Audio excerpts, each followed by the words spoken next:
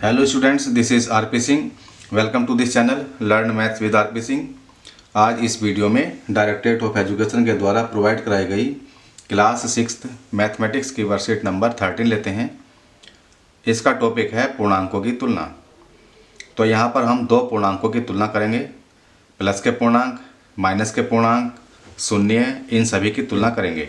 अगर हम दो धनात्मक पूर्णांकों की तुलना कर रहे हैं तो वह पूर्णांक बड़ा होगा जिसका संख्यात्मक मान अधिक है।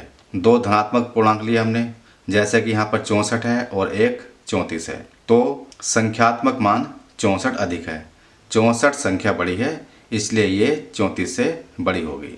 इस प्रकार से हम और भी कुछ ले सकते हैं, जैसे कि मान लीजिएगा 12 है और एक संख्या 35 है, तो 35 संख्यात्मक मान अधिक है, अतः हम कह सकते हैं कि 35 बड़ा होगा 12 से। अगर हम दो ऋणात्मक पूर्णांकों की तुलना कर रहे हैं तो वह पूर्णांक छोटा होगा जिसका संख्यात्मक मान अधिक है। उदाहरण लिया गया है 45 और 65, दोनों माइनस के हैं, तो यहाँ पर छोटा कौन सा होगा जिसका संख्यात्मक मान अधिक है। 65 अधिक है, तो -65 -45 से छोटा होगा, या -45 -65 से बड़ा होगा। यहाँ पर धनात्मक संख्याओं का उल्टा होता है। अगर हम एक धनात्मक और एक ऋणात्मक पूर्णांकों की तुलना कर रहे हैं तो धनात्मक पूर्णांक हमेशा बड़ा होगा। अब यहाँ पर दो पूर्णांक हैं, एक धनात्मक है एक ऋणात्मक है, तो ऐसी स्थिति में धनात्मक पूर्णांक हमेशा बड़ा होता है, चाहे उसका संख्यात्मक मान कम हो या अधिक हो। धनात्मक पूर्णांक ऋणात्मक पूर्णांक से हमेशा बड़ा होता है। 0 सभी ऋणात्मक पूर्णांकों से बड़ा होता है। हम 0 की बात करेंगे तथा ऋणात्मक पूर्णांकों की बात करेंगे तो 0 ऋणात्मक पूर्णांकों से बड़ा होगा। 0 सभी धनात्मक पूर्णांकों से छोटा होता है। इसको हम संख्या रेखा पर तुलना कर सकते हैं, जैसे कि ये संख्या रेखा है 0 1 2 3 4, तो इसमें हम एक नियम को लागू कर सकते हैं। अगर हम दो पूर्णांक ले रहे हैं तो दाईं ओर का पूर्णांक बाईं ओर के पूर्णांक से हमेशा बड़ा होगा। अगर हम 2 को और 5 को लें तो 2 तथा 5 में 5 दाईं ओर है, 2 बाईं ओर है, तो इन दोनों में 5 बड़ा होगा। हम लिख सकते हैं 5 बड़ा है 2 से। यहाँ पर बात करते हैं हम ऋणात्मक पूर्णांक में। अगर हम -4 लें तथा -2 लें तो इनमें -2 -4 के दाईं ओर है, अतः -2 बड़ा होगा -4 से। अब हम एक धन पूर्णांक और एक ऋण पूर्णांक लेते हैं। मान लीजिएगा हमने -1 लिया और यहाँ पर हमने 3 लिया, तो 3 -1 के दाईं ओर है, तो 3 बड़ा होगा -1 से। अगर हम -5 लें तथा 1 लें तो यहाँ पर 1 -5 के दाईं ओर है, अतः 1 बड़ा होगा -5 से। 0 लें और प्लस के पूर्णांक लें तो प्लस के पूर्णांक दाईं ओर है, इसलिए 0 से बड़े होंगे। 0 लें माइनस के पूर्णांक लें, 0 माइनस पूर्णांक से दाईं ओर है, इसलिए 0 बड़ा होगा। तो इस चीज़ का हमें ध्यान रखना है। संख्या रेखा पर दाईं ओर जाने पर पूर्णांक का मान बढ़ जाता है, और जैसे ही हम संख्या रेखा के बाईं ओर जाते हैं पूर्णांक का मान घट जाता है। जैसे कि हमने यहाँ पर देखा है, दाईं ओर जाने पर पूर्णांक बड़ा होता जाता है और बाईं ओर जाते हैं तो छोटा हो जाता है। तो इसलिए हमने ये चीज़ यहाँ पर लिख रखी है। याद रखने योग्य बिंदु, सभी धनात्मक पूर्णांक सभी ऋणात्मक पूर्णांकों से बड़े होते हैं। ये हमने ऊपर देखा था।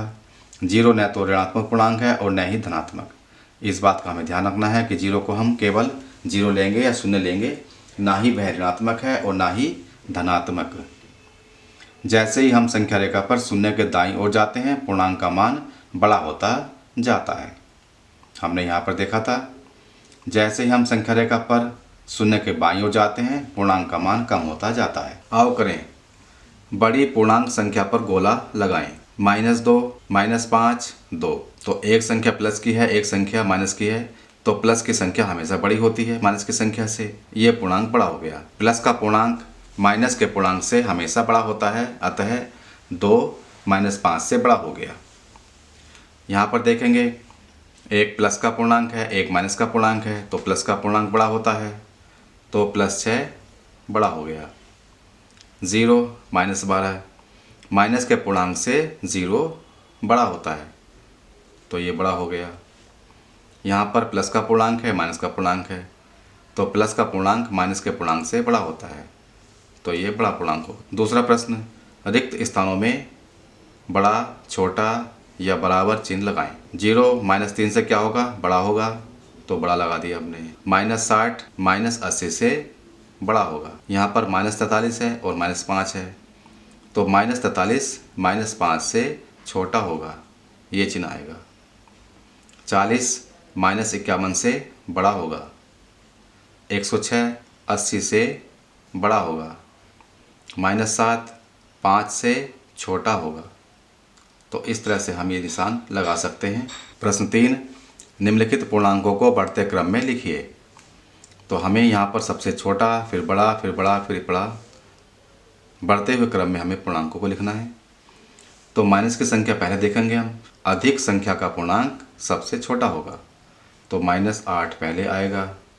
इसके बाद माइनस में 4 है तो -4 आ गया, फिर 0 लेंगे, फिर 4 लेंगे, फिर 6 लेंगे।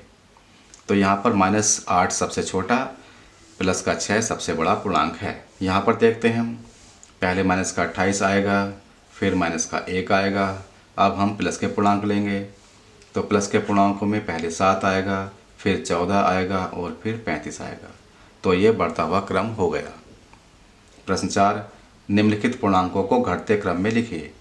अब हमें पहले सबसे बड़ा पूर्णांक लिखना है, तो सबसे बड़ा पूर्णांक इनमें से हो जाएगा 6, फिर 5, घटते क्रम में लिख रहे हैं, फिर 0, फिर -2, फिर -7। यहाँ पर 6 सबसे बड़ा पूर्णांक तथा -7 सबसे छोटा पूर्णांक है।